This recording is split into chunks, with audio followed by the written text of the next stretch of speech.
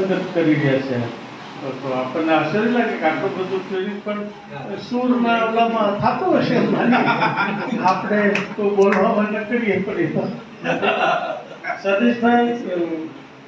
સતીશભાઈ તો બંગાળીના એટલા બધા જાણકાર છે, બાઉલ એના કેટલા બધા પુસ્તકો છે. હમણાં અમે નેમંતભાઈ એમના ઘેરે જઈએ અમને પુસ્તકો પણ આપ્યા. બહુ સારા કવિ છે, અદ્ભુત એમની સાહેબ ગઝલો બહુ સરસ એમની ગઝલો.